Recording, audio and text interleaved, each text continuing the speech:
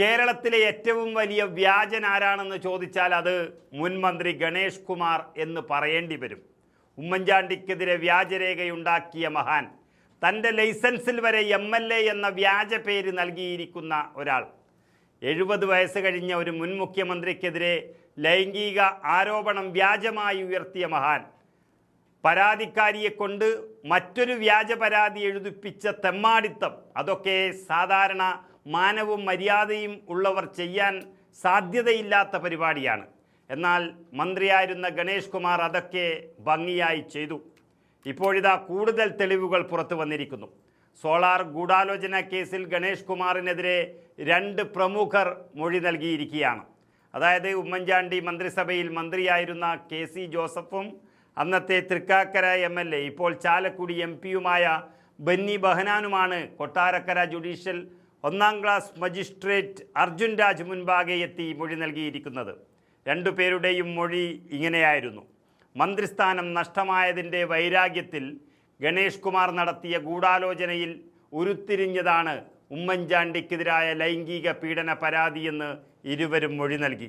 ഗണേഷ് കുമാർ തന്നോടൊപ്പം മന്ത്രിസഭയിൽ ഉണ്ടായിരുന്നുവെന്നും 2013 കാലയളവിൽ അദ്ദേഹത്തിൻ്റെ ആദ്യ ഭാര്യയുടെ ഗാർഹിക പീഡന പരാതിയിൽ ക്രിമിനൽ കേസെടുത്ത പശ്ചാത്തലത്തിൽ പ്രതിപക്ഷമായ ഇടതുപക്ഷത്തിൻ്റെ സമരത്തെ തുടർന്ന് അദ്ദേഹം മന്ത്രിസ്ഥാനം രാജിവെച്ചുവെന്നും KC ജോസഫ് മൊഴിയിൽ പറയുന്നു.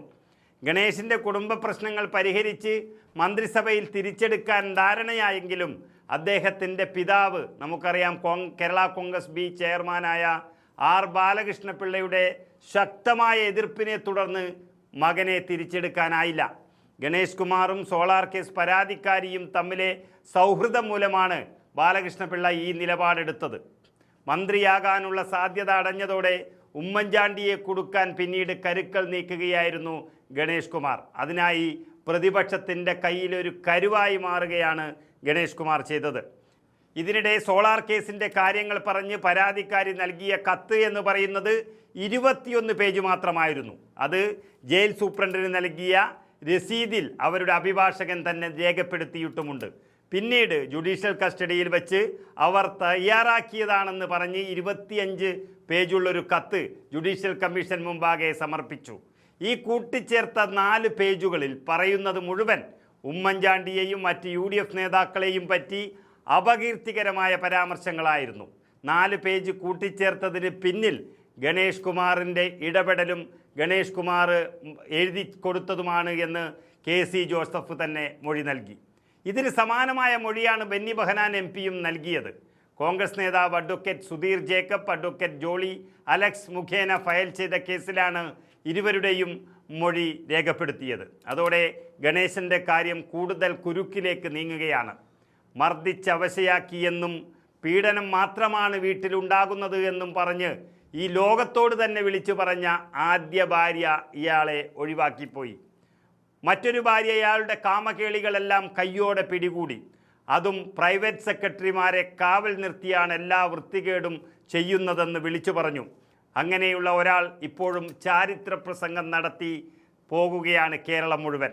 എന്നാൽ ഇപ്പോൾ നൽകിയിരിക്കുന്ന മൊഴി കേരളത്തിലെ ഏറ്റവും പ്രമുഖരായ 2 പേർ നൽകിയതാണ്. ഗണേശൻ്റെ ആഫീസ് പൂട്ടിക്കാനുള്ള സത്യങ്ങളെല്ലാം അതിലുണ്ട് എന്നുള്ളതാണ് വ്യക്തമാകുന്നത്. ഉമ്മൻചാണ്ടിയോട് ഏറ്റവും അടുത്തു നിന്നിരുന്ന 2 പേരാണവർ. ഉമ്മൻചാണ്ടിക്കറിയാവുന്ന സത്യങ്ങളെല്ലാം പറഞ്ഞുകൊടുത്തിരുന്ന ഏറ്റവും അടുത്ത വിശ്വസ്തരായ ഈ 2 പേർ, അവർ പറയുന്നത് ആധികാരികമായിരിക്കുമെന്ന് കോടതിക്ക് ബോധ്യപ്പെടും.